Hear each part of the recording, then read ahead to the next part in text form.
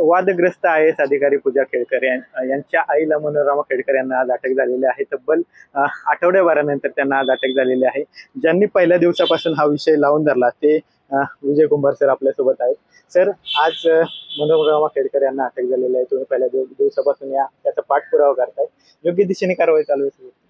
आता तसं म्हणता येईल, परंतु अजूनही ज्या वेगाने कारवाई व्हायला पाहिजे त्या वेगाने होत नाहीये।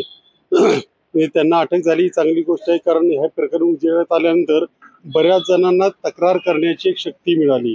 आता अटक झाल्यानंतर आणखी काहीतरी तक्रारी येतील आणि सर्व बाजूने कारवाईची सुरुवात होईल असं वाटायला लागलेलं आहे। त्या दृष्टीने पाऊल चांगलं आहे असं म्हणता येईल।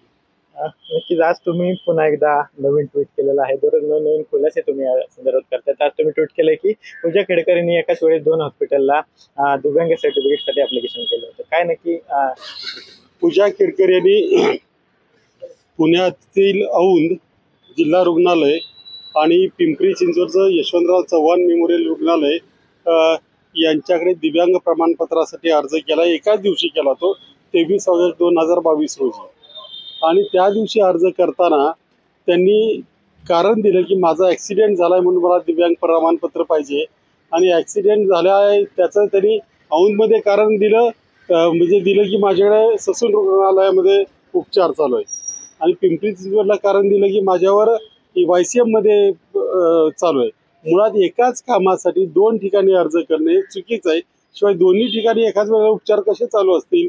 आणि 23 तारखेला अर्ज केला आणि लगेच 24 तारखेला पिंपरी चिंचवडला त्यांना प्रमाणपत्र मिळालं सुद्धा।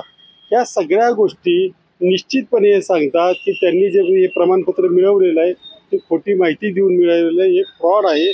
त्याच्यामुळे ज्यांनी प्रमाणपत्र दिलं 23ला अर्ज आणि 24ला काही नोटीस नाही, कुणाला काही नाही, त्यांना प्रमाणपत्र दिलं, ही गोष्ट संशयास्पद नव्हे। नक्कीच हे गुन्हेगारी कृत्य आहे, म्हणून जे संबंधित आहेत ज्यांनी त्यांना प्रमाणपत्र दिलेलं आहे त्यांच्यासह पूजा खेडकर यांच्यावरही कारवाई झाली पाहिजे अशी आमची मागणी। याला खूप उशीर झाला आहे।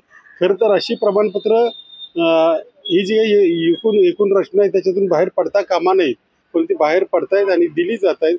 याचाच अर्थ कुठेतरी मोठ्या प्रमाणावर पाणी मुरतंय। याची दखल पिंपरी चिंचवडच्या आयुक्तांनी घेऊन तातडीने कारवाई केली पाहिजे। जे डॉक्टर आता तिथे ज्यांनी दिलेलं आहे त्यांना सस्पेंड करून त्यांच्यावर पोलीस कारवाई केली पाहिजे। धन्यवाद। तर नेहमीप्रमाणे आज सुद्धा RTI कार्यकर्ते विजय कुंभार यांनी हा विषय जो आहे तो लावून धरलेला आहे आणि एक नवीन खुलासा यामध्ये आपल्याला पाहायला मिळतं। कॅमेरा पर्सन सुशांत राऊत सह विनय जगताप, TV9 मराठी, पुणे।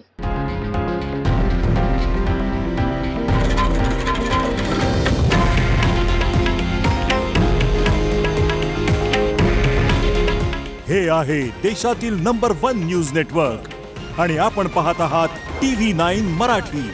काळजी तुमची, हित महाराष्ट्राचं।